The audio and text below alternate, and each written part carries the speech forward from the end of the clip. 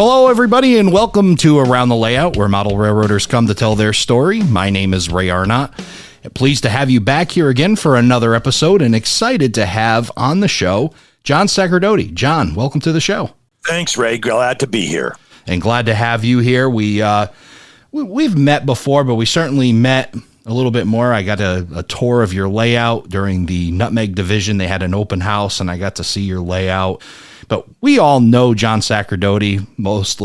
Everybody should know John Sacerdote as the show director for the Amherst Railway Society's Railroad Hobby Show, and which is also better known as Springfield, right? What's the better name? Everybody knows it as probably just Springfield, right? The Big E Show. There's so many nicknames, Ray. I actually had a guest from Channel 22 say, John, what's the real name of the show?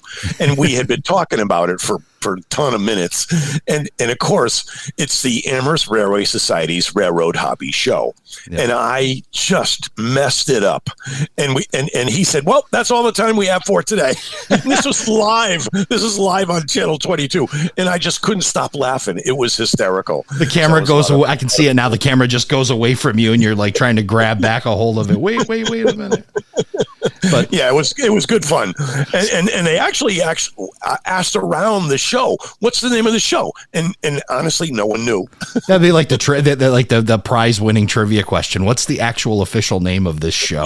Yeah. So we had a lot of fun with it. And of course, when it came my turn to explain it all, I totally messed it up. You're only the show director. I mean, really? What would you know, right? And I had said it perfectly about 10 times before, but of course, when we go on the air, nope, didn't happen. What we're going to do today, we're actually going to work on learning more about John Sacerdote, the modeler. We're going to do an episode when we get closer, because we're talking late January for the show with a multiple amount of names. Will be done that time, and we'll do an episode where we talk about that show. But we're going to focus on John Sacerdote, the modeler, and we're going to learn about your Berlin, Bangor and Maine layout and a whole bunch more. So the question I seem to ask everybody right at the beginning is, when was the beginning? What got you into the hobby? Oh, it's what really got me hooked, Ray, was 1957. I was 7 years old, and my dad had been taking me to the freight yards, and we'd go up to the old Hartford station and watch trains go by. But what really did it for me was G. Fox and Company. Folks in the greater Hartford area know it was one of the premier department stores at the time. Main Street in Hartford, downtown, 10th floor. I think it was the 10th floor, toy department. And so we ride the escalators up.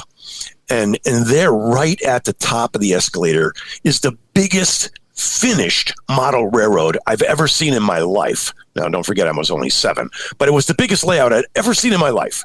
And it was all fully scenic, and I'm going, OMG, this is unbelievable. And they had I could still picture the little white fence around the edge to keep kids away. And what it was, when I learned much later, it was actually 2 4x8 sheets of plywood stuck together into an 8x8 layout. Okay. But it had around the edge, it had 3-rail Lionel. Mm-hmm. In the center, it had up and over American Flyer 2-rail, and it stopped at a talking station. And in the corner was this tiny scale that I had never seen before, and it was called HO. Yeah. And I said, oh, look at the size of this. So it was up on a mountain, and it was just a little platform, but they had sculpted a mountain. And my dad dropped me off at, I don't know, whenever we got there.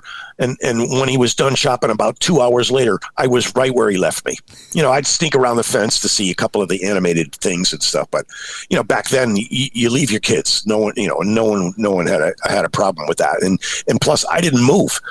I just could not believe this layout. And that did it for me. I was 7 at the time. So from then on, I always wanted to do something. And you remember those little atlas paperback books, 6 model railroads you could build. And I think I built every one of the 6. They started on a 4x6 sheet, and it was just maybe an oval with 1 or 2 sidings. That got too boring. And then when it grew and it grew and it grew, as we could afford more track, all brass track, of course. Yeah. And then finally, when I was about 15, I actually, out of 101 track plans, built a mountainous railroad in my basement. So I was 15, and then I took probably a 10 to 12 year break. Away to college, got married, started teaching, and then I took a job in Dayton, Ohio. And Dayton, Ohio, who knew, was the hotbed of model railroading. In 74, I think, right when I was teaching there, wow, was the NMRA National Convention in Dayton. And you're talking Alan McClellan and a bunch of other big-time modelers. And I got to know all these guys. So it really got me going again. So I started just building models and just had a bunch of them. And finally, when I took another job back out east, we bought a house with a basement, nice, which you know what that means. Oh yes, yep. An opportunity. Yes. Yeah. So I was about 27, 28. So about 12, 13 years, I was out of the picture, other than just observing and making a few models. I built a few Campbell kits and such. But I saved all of those. I still have those kits, and I was finally able to build a small layout, and then we put an addition on the house and built and moved some of that layout, the salvageable freight yards, into the layout that you've seen, actually. So I've been working on that, and it's very true. Nothing is ever going to be finished, and you just keep adding detail and what have you. But we put the addition on the house in 88, maybe 86, towards the second half of the 80s. And I'm still working on it. So there you have it. In a nutshell. Nice. That's the short story. Yeah.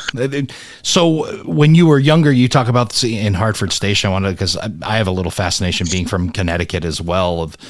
So you got to probably see a great, that New Haven era when they were really the king of the area and whatnot. So tell me a little bit about what you were able to see there. What I have a great memory of, this is going back a ways. This was between 55 and 57. I was probably 6, 7 at the latest, but it was before G. Fox enlightening. I can actually remember a steam locomotive pulling a single boxcar and a caboose. And they were going underneath the old Route 15 in Wethersfield, Connecticut. And I can remember my dad stopping, and we were waving, and the guys in the caboose were waving, but to see a running steam locomotive was cool. And that was the last I've ever seen, other than going to museums and such. But that was so much fun to actually have that memory, and I could still picture it. Some of those memories stand out. The big memories stand out like they were yesterday, and that is one of them. So that was a big one for me. Absolutely, yeah. So you got to see a great era, and then do you still find yourself kind of an attachment to the New Haven? You've done a layout that's the Berlin, Bangor and Maine, but was that kind of tempting too? Because that was a big part of your past. Yeah, and I do have, I don't know if you noticed them, but I do have some New Haven locomotives, some early units, RS1, RS3s on my layout, lettered and painted for New Haven. Yep. So I still have that attachment, yeah. But the real attachment was Maine. My mom's side of the family was born up there. She was born in a little town on the Canadian border called Frenchville, and my grandfather, her dad, was the sheriff of Waterville. So we spent every summer of my life in Oakland, Waterville area.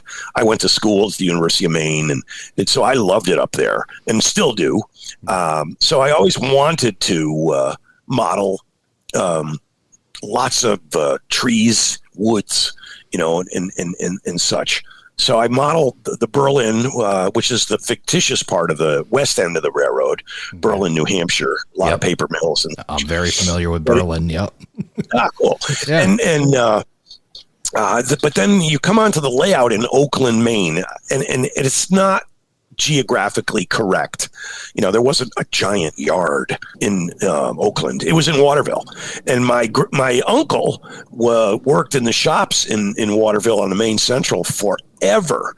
And what was funny is I didn't realize that until he had retired and he was a little bit older. But he used to take me down to the yard, and because he knew everybody. He used to walk to work. He lived on High Street in Waterville, which was right opposite the yards. But I couldn't tell you how many times that old locomotive number 470 that they're now restoring. I used to climb on that when I was a kid. Oh, great. And up until I got married, I actually took my wife over there. I said, come on, we're climbing on this. And when it was right out front of the Waterville shops. That's great. But it's since, I think it's down, don't quote me, I think it's down in Ellsworth, somewhere down in that area, being totally restored. I cannot wait to see that run. I bet. Which would be really cool. So anyways, I spent a lot of time in Maine. So my layout is almost like a fictitious southern division of the Bangor and Aroostook. So it goes from Oakland to Waterville, a little branch line through Skowhegan, which was where I have a buddy that's still college buddy that still teaches. Well, he's retired now up there. And then it goes all the way east with a branch line along the coast to Eastport. Okay. So it's through central Maine is really what it boils down to. But right in the middle of the layout is a double-ended yard, which is the equivalent of Northern Maine Junction. Yep. And that is actually, yes, it was a Bangor and Aroostook yard, but it's a Berlin, Bangor and Maine yard with a smaller Bangor and Aroostook yard interchange there. So I actually have 3 yards on my layout, and each one requires a lot of train assembly, but there's also a lot of industries in each of these yards. So yard masters have to have an assistant to help switch out the industries that are local to each of those yards. So it's a lot of fun. Yeah. We'll get back to that. I definitely want to cover how you got into operations, because that seems like that's kind of your drive. What introduced you to operations? You saw this, we talked about this, you built a layout, as a kid, and then, you got out to Dayton, Ohio, and was it out there that really introduced you to that side of the hobby? Introed me to that. Yeah, I actually had the wonderful experience of operating on Alan McClellan's layout, the original V&O. Okay. Well before he moved out of his house and built the new one. Mm-hmm. But I saw operations there for the first time, and I couldn't believe it. It was as much fun as building. Right. And I had no idea. And he did a lot of cool things that stuck with me. And then when I came back out here, I just started looking around for people that were playing trains. Got connected with the Collinsville Model Railroad Club, which is still there, and met a few guys, and we kind of spun off and hey, let's have work sessions at each other's houses, and let's have op sessions at each other's houses. So that's when I really got into it. So that would have been late 70s, early 80s, and I've been playing trains ever since on a decent operation type scale. What were some of the bigger takeaways from Alan McClellan's layout for you? Like, what were some of the things that carried forward from that experience? Yeah, totally scenic. Yep. Towns named in order alphabetically. So there was a town I can't remember the names, but it was a town that started with an A and then a B and a C, which made it interesting. Yeah. But some really cool things, like he had 1/4-inch phone jacks, which were soldered across the points. So when you just stuck them into the female receptacle of a 1/4-inch jack, it threw the switch. But that acted as a key. So it was almost like a key. And you had to call the dispatcher and say, can you unlock for local switching. Otherwise, you couldn't. They'd freeze you out. So a lot of cool, interesting, not quite prototypical, but a lot of fun. So I learned a lot from those guys, and so that's still. When I can remember my first op session there, I had no idea what the heck I was doing, but and I didn't go with anybody. They said, "Here, take this," and I said, "Oh, okay." But it was so much fun, and they didn't care. They didn't care how much I messed up or anything, as long as I was having fun, and I was able to make it from one yard to the staging yard in the room where the dispatcher was. Took me a while.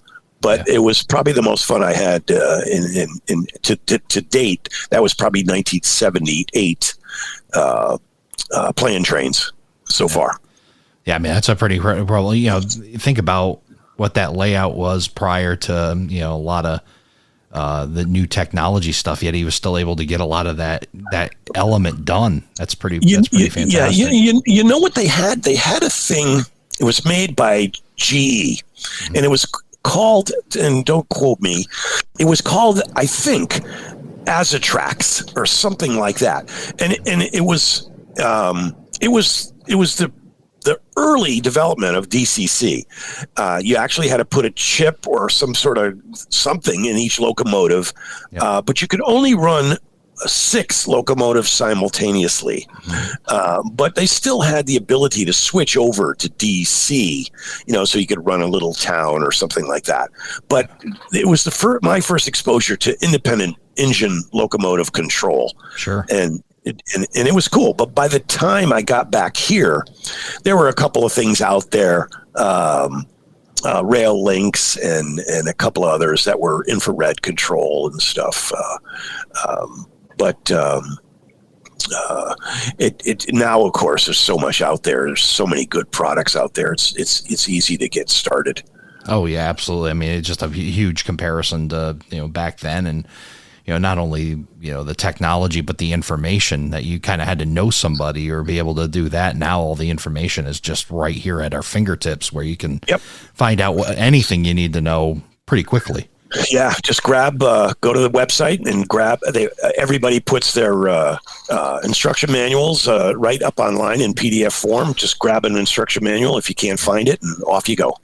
Where would you say most of your learning came from in the hobby? You talked about Alan, but some of the other influences or places that you've really learned the craft from. My favorite thing to do is not rail fanning. I don't like it that much. I find it boring. I know if people are rail fans and are listening, forgive me. I don't mind going rail fanning, but my favorite thing to do is go to somebody's model railroad, and say, "Hey, how'd you do that?" Right. And I've asked that about 700 times when I go to a model railroad. Yeah. I get my best ideas from other modelers, and I could do that all day long. Just like rail fanning folks can rail fan all day long. That's just not my thing. But that's the beauty of this hobby. You could like what you like, and there's no worry about it. It's a big room that fits a lot of different people and a lot of different desires. That's for sure. The hobby of model railroading. Yep. I tell people one day you could be a carpenter, an electrician the next day, an artist the next day, depending on what you're doing. So there's a lot to be said when it comes to getting kids involved, how it relates to STEM education, right? With science and technology and engineering and math. We add the A to it, like many others have, for art, and it spells STEAM, which is kind of cute. Yep, absolutely. Oh, how silly, but it works, and but it really does make sense, because when you're trying to calculate grades on a helix, for example, I mean, you need to know math. Right. You need to know the circumference of a circle and how to compute that. And so there's a lot of cool things that you need when you're playing trains. And I try to keep my grades under 2%. So my grades are like about 1.9%. There you go. And you need to know how to ratio that out in terms of, all right, I've got 100 feet. If I want to keep a 2% grade or just under, how many inches is that every 100 inches of the 100 feet? So there's a lot of cool stuff that you could apply. Yeah. So if you're sitting in if you're a younger person sitting in a math class wondering how you'll ever use all the stuff you're learning, it's probably in model railroading. Absolutely.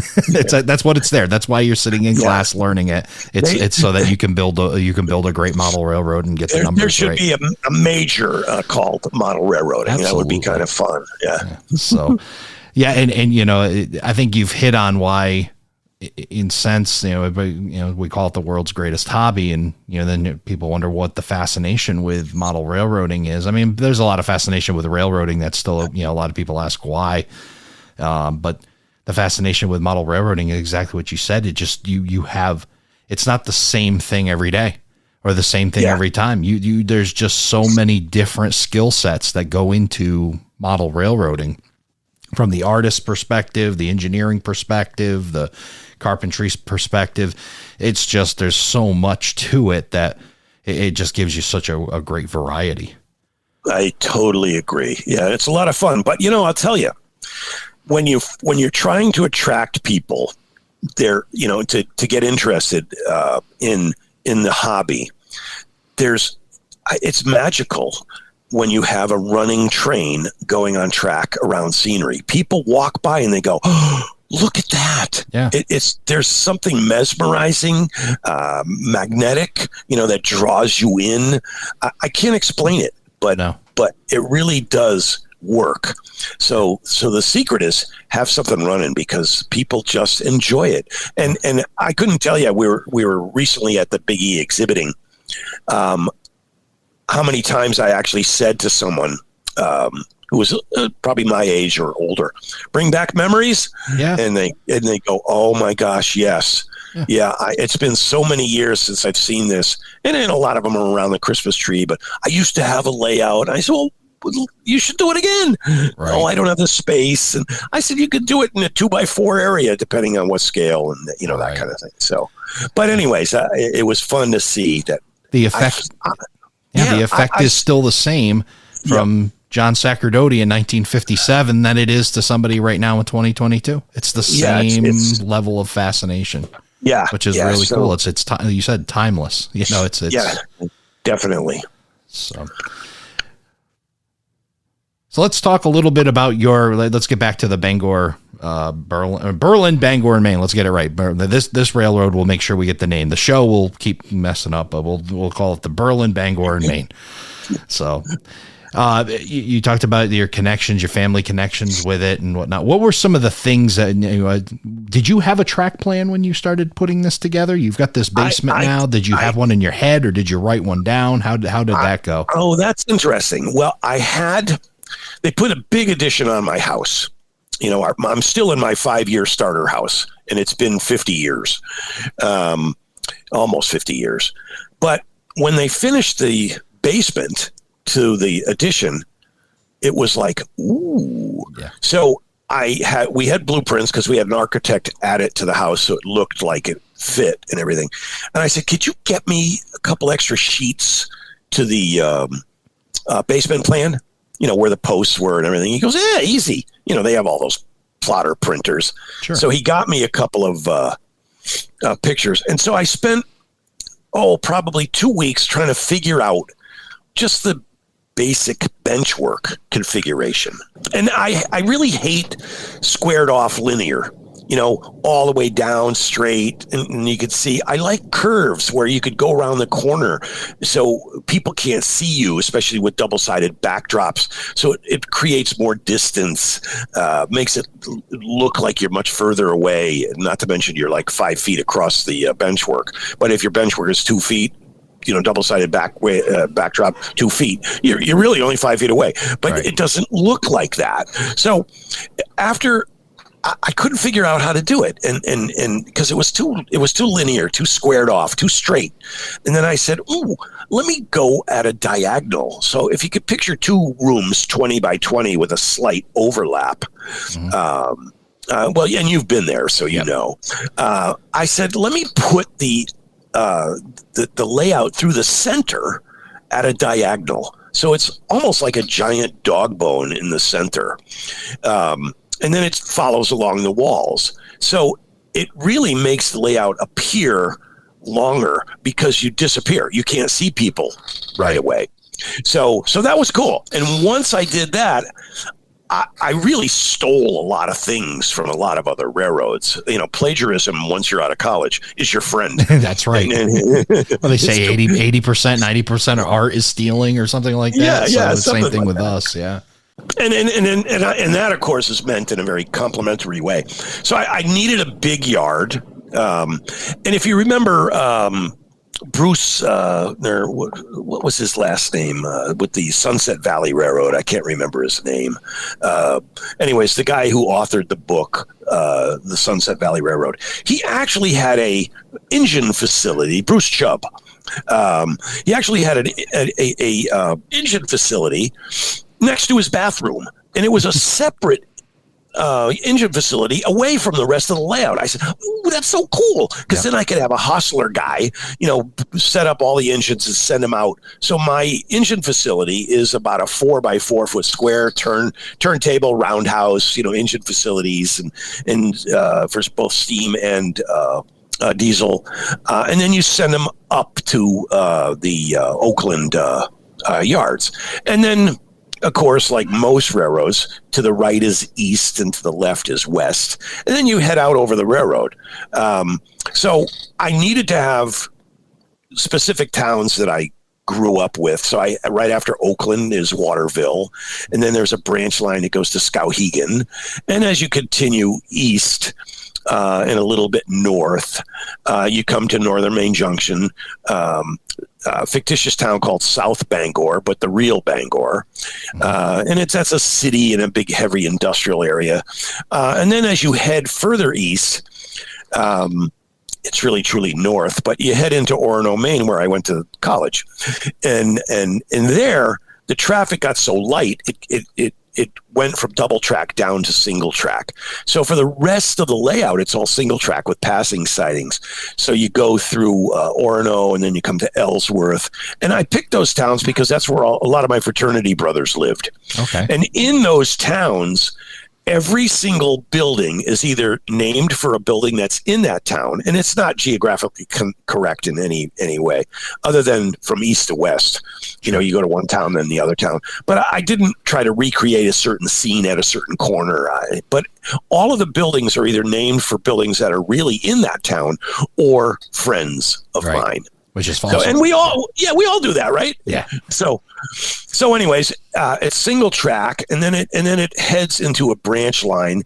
And to get to the branch line, you go down this 4% grade, but it's hidden behind a building. And I stole that from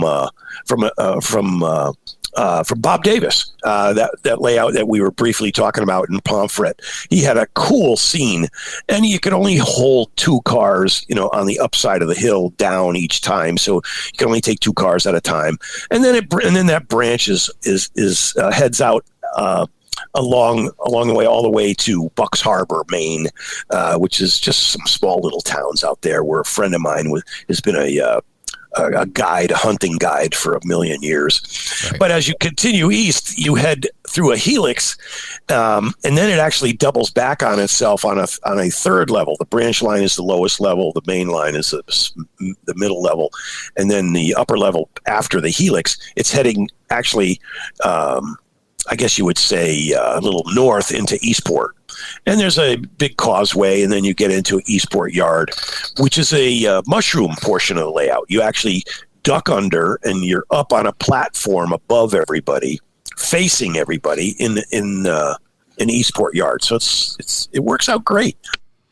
Yeah. So you've got this, and getting back kind of to the question, you've got all this. Was this all on paper, or you got this blueprint and you started to kind of draw this all out?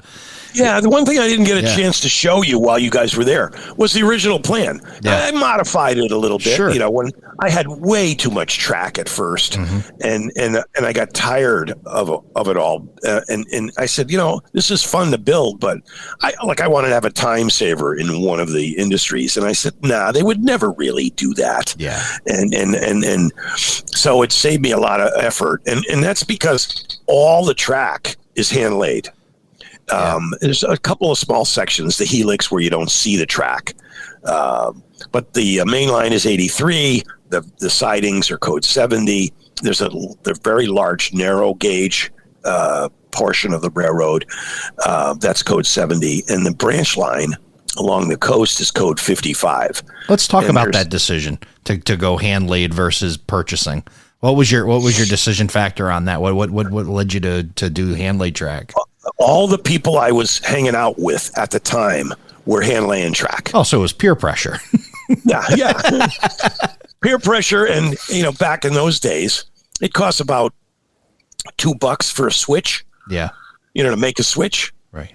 So I have over 135 switches, all hand laid. Yeah. And a couple of crazy switches that I should never have built, but they work. Right. And they very reliable. And honestly, hand laid stuff looks beautiful. I love it. But would I ever do it again? No. What do you think? What do you think? I mean, the factor of time, it probably, probably extended it out by, a few more months, a few more. Yeah, probably months. Because I got, if I do say so, and I got good at handling switches. And then Fast Tracks comes out with these jigs that make it so reliable and so easy that I started in the end. I just added a small addition to my layout only because I got a building. This is how I work. I get a building from a guy who passed away, one of our members, and I go, oh man, I get to put this on my layout in his memory. Sure. Where am I going to put it? I don't know. I know I'll build an addition to the layout. So I did use FlexTrack to get to that display area. And that was right by I apologize for those that are just listening, but Ray, you saw it. It's right when you walk down the stairs, that new building on the right. But I did use hand laid switches there. Okay. But it's all FlexTrack. And honestly, after you weather the heck out of it and snip off a couple of ends of the ties and paint them a couple of different colors and then ballast it correctly, you're really hard pressed to tell the difference from more than 3 or 4 feet away. You can't tell the difference. When you get up close, you go, oh, okay. But I just get better lines flowing on crossing tracks and switches and passing sidings with hand laid switches because it just flows really nice. You don't have to conform to the switches that are made. But I honestly, what I would do now is FlexTrack on the straight and curves, of course. But I'd still hand lay the switches, but I'd use some sort of method like a Fast Tracks jig or something like that. Sure. They're just so reliable. It's ridiculous. So what would you say is the biggest challenge to hand laying track? And not the switches. I mean, we talked about Fast Tracks, but laying and learning that craft. What do you say is the biggest challenge to that? It's eyes. You gotta be able to see that stuff. But it's not hard to lay down straight track, especially if you do some of the tricks with a flashlight at the end, and when the reflection goes all the way down the rails, it's pretty much as straight as an arrow. Yeah. So there's stuff like that, but I just always do it by eye. Yeah. And the secret is when you spike some rail down, if it's a little bit out of the way, you just take a little punch and you just tap that spike over. It's not even a 60th of an inch, but till it's in alignment. And of course, if you're going to hand lay, it means make sure you use homosote underneath the ties, sure. Because the only thing that holds these little spikes down is homosote. Yeah, you got to have something that grabs track. Yeah, that grabs it. Yeah. And what I like about homosote is, especially after you wet the ballast, and glue it in place, it rusts the spikes. Yep. And so the spikes have little tiny odd shapes that aren't smooth anymore. So it makes it impossible, not impossible, but more difficult for the ties to pull out. Okay. I mean, the spikes to pull out. So interesting stuff. Where did you, I mean, was it just something that you just started learning? I mean, you said you had a bunch of, guys that were doing it around you, so they kind of learned from doing with them, or? Yeah, I believe it or not, and I hate to say because his head will get bigger, but a guy by the name of Brian Whiten, who's been a modeler for years, he's an MMR now. Okay. He taught me how to hand lay track. Oh, cool. Along with a couple other guys, Bob Cugno and Kenny Royal, but Brian actually was the one who critiqued me and said, no, here's why, and all of that kind of stuff. So it was all on the job, hands-on training. So Excellent. It was fun. Yeah. And it just, I took a liking to it. I had a knack for it. I've since worked on other people's layouts for specialty items. I've worked with a couple of professional layout builders that needed special track work. Yep. And, so it's fun. So I'm like the hand lay track guy, there you go. Which doesn't happen all the time, but people know if they have a difficult thing to make, I'm always willing to help. Kind of the beauty of networking, right? To be able to meet other people and, you find, we talk about these various things in the hobby that you can be doing, whether hand laying track or electronics guy or the carpenter in the group, they may be able to do a multitude of things, but they really have their specialty. And when you network, it's just neat that all the pieces start to fill in. Like, hey, I know I can go to this guy for this. I know hand laying track, go to John, it's just amazing when you get, our hobby is known to have the lone wolf, and I'm certainly, not saying anything. There's, it's kind of nice to have your independence, but boy, there's so much you can do when you just come out of the basement and shake a few hands. Yeah. Yep. Collaboration is the name of the game. And that's what I used to love about working on particular railroads. There's a very close friend of mine by the name of Dick Joyce.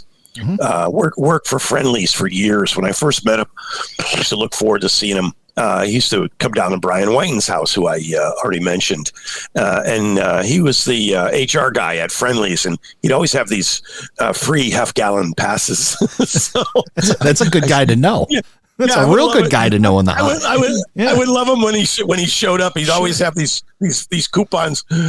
But he has a layout that is absolutely my most fun layout to operate on. It's dispatch controlled. It's huge, and he could. It's double decker. It's in his basement, and every Friday while it was being built, there'd be 10, 12 guys there at a work session. And all of that collaboration sure came out there. Hey, here's how we should build this. What do you think? Dick Joyce never had a say in much of it because we would just take over. And but it was so much fun. And what had happened about 5 years ago is the layout was done, and I mean fully seen it, and it's a beautiful railroad, and. So we don't go there much for work sessions anymore unless it's the Friday before an op session. Yep. So it was that kind of collaboration, that kind of fun. And what I love about this hobby is you alluded to it.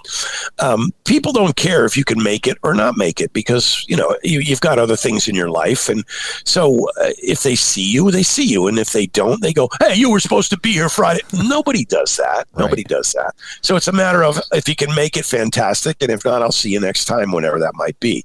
So this is a really laid back, friendly hobby. I think for the most part, model railroaders are a different breed. You could call up a guy and say, hey, I'm in town. I'm 1,000 miles away from home. I saw your layout, model railroader, or craftsman. Can I come over? And they go, sure. Yeah. I've done that a million times. People have done that to me a million times. If I'm here doing nothing, absolutely. Yeah, absolutely. It's a great hobby to share. It's certainly fun to bring people that don't know anything, that have just learned about it. And you talked about when, going to that, at the Big E, having people come up and, remember how great the hobby is, and then being able to reintroduce them to it and show them the variety of different things. And the other thing too, with a lot of people not, knowing that you don't have to build great empires to be a part of this hobby. And that's been a fun part for me to show the smaller layout that I've done, talk about my buddy Joe Mammy and his, one turnout layouts. And there's so much room. And going back to my statement, the model railroad hobby has a lot of room in for everybody. in different walks. And it's certainly cool to be able to share it with everybody as well. Yeah, it is. Yeah. When people say, "Oh, I don't have the room," and I said, "Look at this module right here. Yeah. It's 2 by 4 feet." Right. And you could do everything any great model railroader can in this 2 by 4 foot area. So you have room for 2 by 4 foot area. So I said, and eventually build another 2 by 4 and then another if you get the space. Mm-hmm. So I tease a lot of people. There's no excuse. You could get started if you wanted to. Yeah. Get a piece of a 1 foot square piece of homosote and build a model and scenic the whole thing on a 1 foot square, so that one day you could plant it, as we say, onto your railroad once you have a railroad. So there's really no excuse. So let's go. It's my attitude. So it's interesting, but it's more of a matter of time, I think, because you could start really small and do something really cool, and learn from there. And put down a couple sections of track and see what it's like. 2 feet. Put down 2 feet of track and see what it's like to ballast it and all of that kind of stuff. And there's so many videos out there now. Oh yeah. There's nothing you can't learn. Oh, absolutely. And you could actually see it done. We have a very extensive library up at the Amherst Railway Society headquarters, but it's all out on video. Yeah.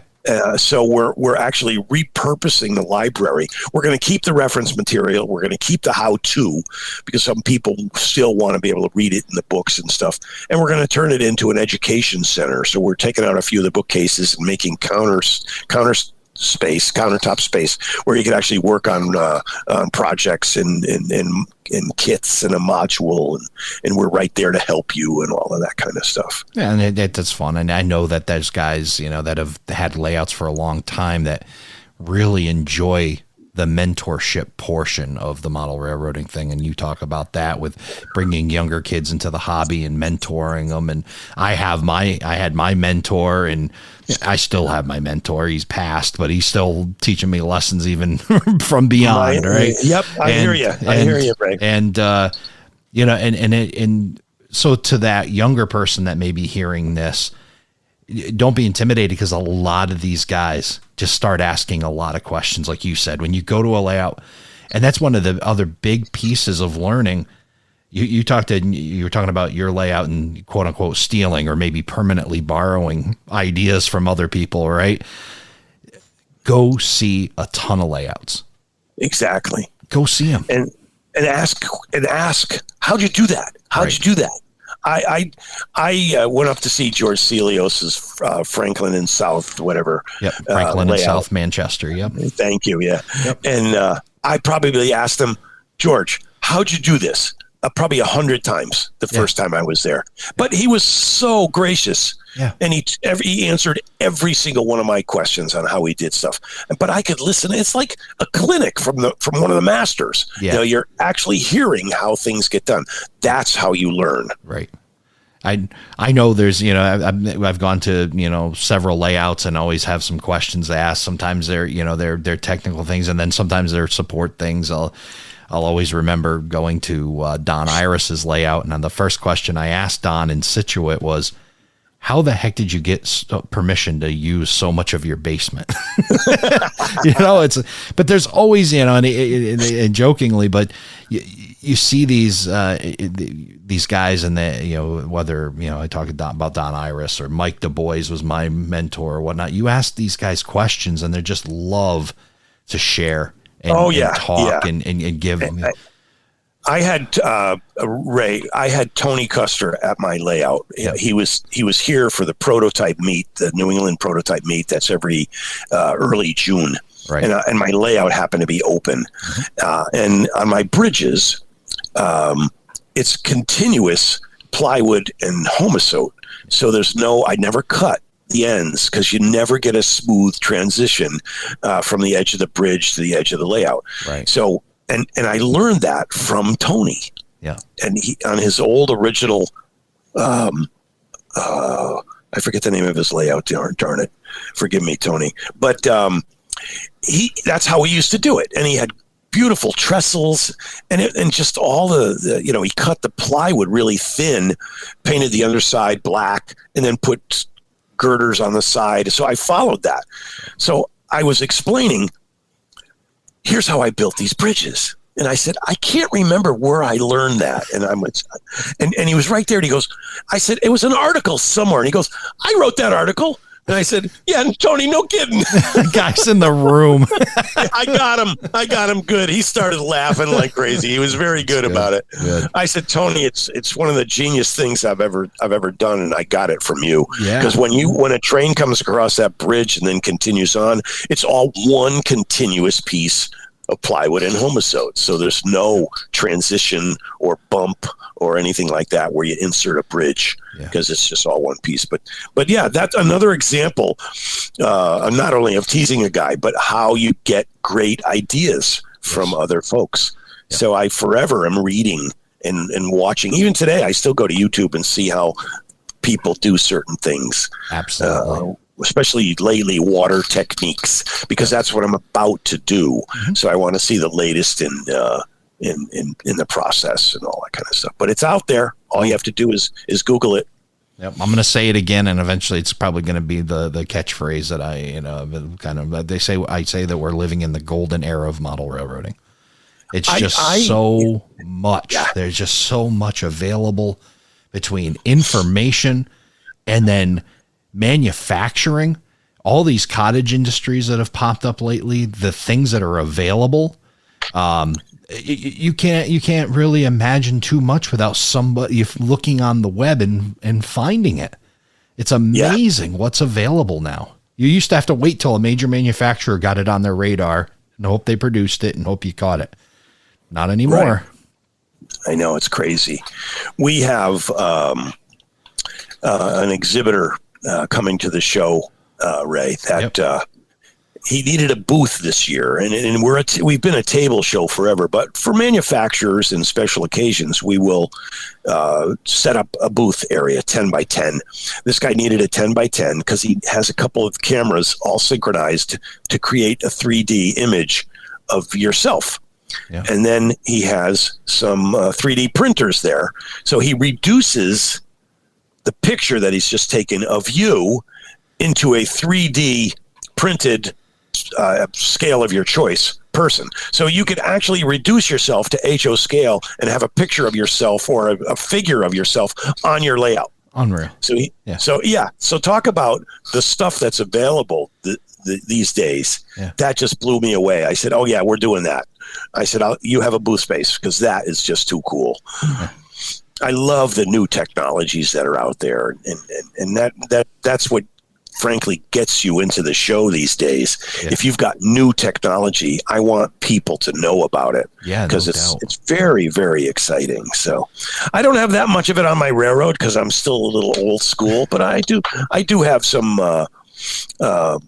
plans for crossbucks, lighted and blinking and a little bell noise and stuff like that. But God, I am the cobbler whose kids go barefoot. I work on everybody else's railroad except mine. Yeah, I think but to be able to have a layout, and you are a very busy man. You've got the Amherst, not only the show, but your involvement in the where do you try to carve yourself out some time to kind of focus on the Berlin, Bangor, and Maine? Weekends mostly, Ray. I try to separate my schedule such that I'm working, because right now the hobby show is a full-time job. Sure. I'm answering 50 to 60 emails a day, taking phone calls well into the night, because that's when you could get a lot of these guys. You'd be surprised how many of our exhibitors, the smaller exhibitors, still have regular day jobs. Yeah. And so the only time you can get them is at night. So I get that, and I have no problem with that. And I, everybody has my phone number. You could call me anytime. And if I'm not there, it just means I'm upstairs. My office is in the house, and I'll call you back. Right. But, so it's that kind of thing. So that's during the week. And then I try to get some stuff done around the house, with my to-do lists and such. But when I get some free time, I'm usually in the layout room. I've got behind, well, you can't, the listeners can't hear or see, but behind me is a bunch of models. I still build models, and I weather them, and I put lights in every single one of them, and I do experiments. I bought an AHM little HO scale tower, for a signal tower, and weathered the heck out of it, put some lights in it, changed it around. A $5 plastic building. It came out looking like $1 million. So I like to weather. I like to kit bash a little bit. I scratch build a lot. Yeah. We've done some, a friend of mine and myself and a couple others have done some projects for Northampton Historical Society called Historic Northampton. We built over 50 buildings that was a replica of Main Street in Northampton in 1787. With all the buildings just from plans. So we had to scratch build all of them because they had all burned down over the years. So we've, when we get serious, which is fun. And so I still, I'll still head down here and I'll see a building that has been donated to us and I'll go, oh, it's broken. I'll bring it here, fix it up, glue some new stuff on it and take it back up, and then we'll sell it to raise money for our grant program and such. So I'm forever putzing around. And then I'll, every once in a while, I'll take that building and go, hey, I wonder where this might go on my layout. And I'll take it over there. Yep. But basically my layout is a shelf layout. And there's not that much room for full-size buildings. It's mostly facade style railroading. But boy, you could get a lot of building using half of a model. Oh yeah, and then use the back half somewhere else. So I enjoy that. It's a lot of fun. But there's a couple spaces where I have full size models and stuff. But I have a mix which I like. How, as far as the status, we talked about trying to carve out time. What would you say the percentage of complete is on your layout? Ooh, I would say track work 100%. Yep. I believe all the track work is done. So that leaves scenery. And scenery, I'd say 70%. And of the 70%, sections are fully detailed, but most are not. Yeah. But I've got a lot of area that's simulating the state of Maine. So that's just trees. Yep. And I use a lot of, I was just talking to Woodland Scenics today. I said, you should see all the stuff I have from you on my layout. And they said, oh, send pictures. And I said, I will actually. But it's just ground foam, clumps, they call it clump foliage, and hot glued to the base of the mountains that have been painted brown. And even from up close, it looks like it's a fully wooded area, which is how it looked in Maine. Sure. Back in the late 50s, which is the era that I am trying to model anyway. I cheat a little bit. I've got some things from the mid 60s on my layout that I get yelled at by all the rivet counters. Yeah. This didn't even come out in 59. I go, yes, I know, but I like that car. So it looks cool. I don't care when it was built. It's called artistic license. There you go. Exactly. Yeah. It's hard to lock down, an era, and you have something like that you've got to have on the layout, and regardless of whatever rules that you've created, now you're just going to create an exemption to your own rule. If I could get it fully scenic to the point where I really love it, then I might start trying to conform to an era. But right now it's just fun. And all I care is that when the guys come over for an op session, they have fun. Yeah. That's all I care about. And talk about your op session nights. How many operators? What do you got going on there for I have a list of trains. So the first thing is I need 3 guys in each of the main yards. If they don't have an assistant, a lot of the local switching doesn't get done because the yards are busy. Yep. But so if on an ideal session, I have 6 guys in the yards. Okay, so I have 2 up in Eastport. I have 2 at the midpoint yard in Northern Main Junction, and I have 2 in Oakland. I have a hostler that says here are the engines, and he services the engines that come in, sends the ones out based on what size the train is, etc. So I have 2 locals from each end of the layout and a local from the middle of the layout. I have 2 morning express freight from each direction. I have a couple of Bangor and Aroostook trains that come into the layout from staging and head out to a branch in Searsport. So on top of that, I have passenger service, a couple of Bud cars and a morning milk train and an evening milk train. And then I have afternoon through freights as well. A couple of interchange freights that have to go to a certain area and switch out a certain town. So I could probably hold 14, 16 guys busy for at least two and a half hours. Sometimes it takes longer if they're rookies. But I actually have a sheet of all the trains that you could sign up for. And it actually is graded as beginner, intermediate, advanced. Excellent. And it's kind of, I got that idea from someone. I can't remember who. But another permanently borrowed thing that you have. Yes, another plagiarism is our friend item. And so if you're really up for it, you take what I call the worm, because it worms in and out of. Actually, it was named by my old friend Brian Whiten. He goes, "How'd you play this layout? Did you dip a worm in paint and just let it crawl around?" And just being silly. And I said, "Oh, that's a great name for the local, the busy local that takes a lot of." So you head from Bangor over to South Bangor, the other side of the double-sided backdrop, and it takes a guy that knows what he's doing about an hour and a half. Wow. A guy that doesn't know what he's doing, some guys don't finish. Wow. So I said, they go, "Well, what are we going to do?" It's like 9:30. I said, "Let's leave it. I'll finish it for you." There you go. So that makes it kind of fun for me. I get to finish the switching once in a while and stuff. But it's fun to stage the layout too for the op session. Yeah. Because it reminds me of who screwed up and who didn't the last time we had an op session. I don't bother to tease anybody, but I go, "Oh boy, he messed this up." An opportunity for more training and yeah, exactly. Opportunity to learn. So what's the next big step for the Berlin, Bangor and Maine? What's your next big project to complete on it? I have a double track lift bridge that I got from one of the manufacturers at our show, and it is a gorgeous lift bridge. It took me 5 years to get it built. I bought it 5 years ago at the show. Yep. Finally got it built with the help of a friend, and now I need to install that.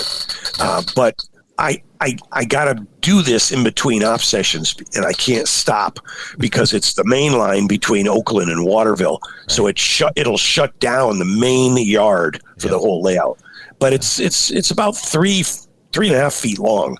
Wow. And it's one of those bridges like you'll see down in New London, Connecticut, where it'll lift up with the counterbalances and the counterweights and all of that stuff. And I've always loved them. When you're on Interstate 95, when you head out of New York and you're heading down 95 into New Jersey, there's 8 million of those lift bridges all around. And I said, those are so cool. Got to have one on my layout. Right. There actually was one in Kittery, Maine, as you entered Maine from Interstate 95 in the old days. But it was for cars. It wasn't for trains. And so, again, I'm taking some liberties, and it's not operational. It'll stay down. You can motorize it, but that's just too aggressive for me. I don't need to do that. Plus, when you motorize stuff like that, and now you got moving parts, and so we'll not do that. As the real thing is a maintenance thing, and they got to constantly look at. And same thing with anything in HO scale. The same thing. There you go. So that's my next big project, and I actually do, when I sit down and just want to have fun and relax, I'll update my to-do list for the Berlin, Bangor and Maine, and that's the top item on my list right now. Yeah. And then I still need to put another building up in the area that I built for the guy whose building I have in his memory.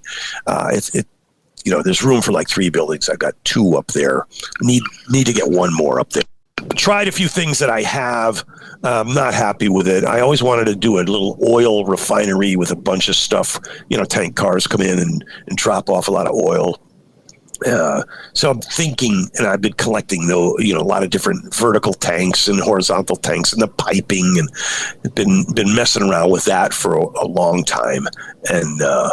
And then I need to get more scenery done in the middle of the layout in South Bangor. It's supposed to be heavy industrial. And I started, COVID really was interesting for me because I had more stuff done on the layout than I did in the last 3 years. Right. And because you couldn't go anywhere. So, but then of course everything opened up again and I am back to normal.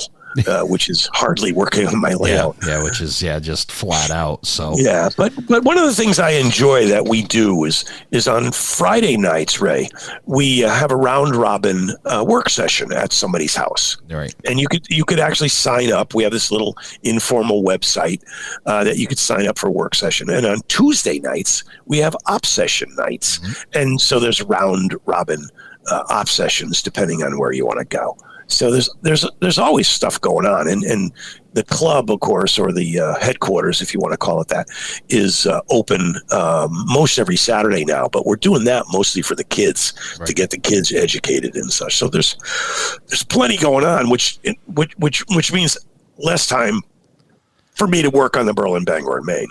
So it's got to be a challenge for you to not only the time, because you've got so much going on, but also as show director of the Springfield show and your connections with all these manufacturers, you must be seeing so much stuff coming out, and you get that information. It's got to be hard to resist the temptation to just keep adding and adding and adding to your layout. Yeah, it's crazy. And what I love about our show, there's a lot of new product release at our show, and of course the magazines are there to cover it and all of that stuff. And I hear about it early, and I say, well, and I don't say anything when I'm asked not to say anything, but I wish they wouldn't tell me, because I die and, oh my God, you wouldn't believe what so-and-so's coming out. I can't tell you though. So it's silly. We have our, we've had Tony Cook, the editor of Model Railroad News, on the show to go over new product releases, and Tony's just a wealth of knowledge on that topic, obviously, and that I'm doing the same thing. He talk about a new product release, and I'm like, oh man. It's just, it's great to know about. It's great to hear about these new product releases. It's hard to resist the temptation to go, I could make that work on my layout, or, I'd definitely like to have that, or I don't even have room for that on my layout, but I could put it on a shelf, kind of thing. Well, I'll tell you. You're right. And sometimes you go so overboard, you find this model and you go, oh my gosh, where can I put it on my layout? I don't know. So I'll reinvent a section of my layout just for this one model or bridge. And I've done that a couple of times. Gotta change my layout around just so I can have this one lift bridge, which is a true story. I have this little, and it was one of those little, I forget who made it. It was, how they swap those molds around overseas between Pola and Faller and a couple other folks. Yeah. And it might have been an AHM that had it when they had that rolling lift bridge. Yep. But I saw a guy take it all apart. Because it was all one-piece plastic, but he took it all apart and put wood pilings and piers around it. I said, oh my gosh. Well, I found one for $5 at another train show. And I said, I got to have this. Yeah. And I had to change one whole section of my layout just because of that one $5 plastic bridge. But I took it all apart and weathered it, and it's a lot of fun. So there's always those kinds of things that happen. Oh yeah, the track plans always seem to be ever evolving, and like you said, you get the temptation. You see, maybe the I wouldn't even want to call it a negative thing. It's just the effect, right, of just having all this information available to us. It doesn't. Yeah. You can't just lock down. I mean, it's just constantly flowing to get. But that said, that's the beauty of this hobby. If you don't like a section of your railroad, change it. Yeah. Scrape off some scenery and do it again, or move a building and peel off some track work and try it again. That's one of the things I tell people. Try it. If you don't like it, and mock it up if you have to first, and even operate on it so you could see with things just tacked down temporarily and see if it makes sense. And if not, fix it. Yeah, that's great advice. The other part too, the thing I want to make sure I mention, you talk about about how finished your layout is. It's not complete, but it's definitely on its way or very close. When you're thinking about, if anybody out there, looking to build a layout or starting to plan it, you don't always have to go to completed layouts either. Go to ones that are in progress. You learn so much about the process when you see things peeled back, when you actually see some plywood underneath and you can see how somebody actually did it. There's a lot to learn on. There's takeaway from every layout you go to. And it doesn't have to be a great layout. Let's just say, whatever, there's always a takeaway from every layout visit you go on. I totally agree. And in some places on my layout, to illustrate the Tony Custer joke story about the bridges, I have not glued those side girders down. So I could lift them up and say, see, that's all it is. Yeah, and people go, oh my gosh. Yeah, I said, that's all you have to do. And the other side is not even modeled, because why model it if you can't even see it? So, but if you can see it by turning your head or from another angle, then you got to model it. But I have a lot of buildings on my layout where the back side is not done. I mean, it's just a sheet of styrene instead of the actual side of the brick with the windows, because I could use that somewhere else where you can see it. So there's a lot to be said for going to layouts. That's why some of the times at our show, I'll tell people, leave this half of it unscenic so people could see how you did it. So we have one section fully done, another section not even done at all. And they go, oh my. But see, that's the learning, that's the educational part of it that I love to share. Absolutely. And we're going to get you back on. We're going to talk more the next time we come around about the, let me look at your business card here, the Amherst Railway Society Railroad Hobby Show. Oh my gosh, you got it right. Yeah, well, it's on your business card. I guess you're going to have to carry that so you can remember the name, right? Just keep your own business card.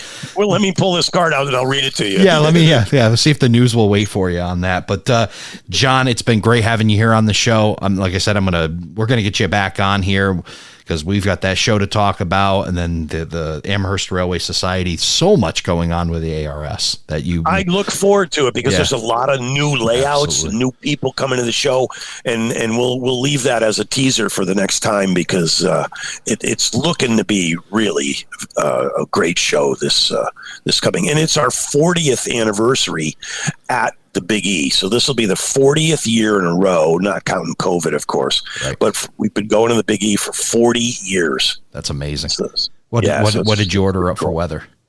Sunny, clear, sunny, 50. Yeah. No breeze. Yeah, that'd be perfect. Good work on that. So, John, thanks again for being on Around the Layout. Well, Ray, thank you so much for having me. It's greatly appreciated, and we'll see you again. Thank you for joining us for this episode of Around the Layout. You'll find more about today's show on our Facebook page, facebook.com/Around the Layout. Learn more about the show and check out past and future episodes on our website, aroundthelayout.com. And send us your feedback. We'd love to hear from you. aroundthelayout@gmail.com. Thanks again for hanging out with us around the layout.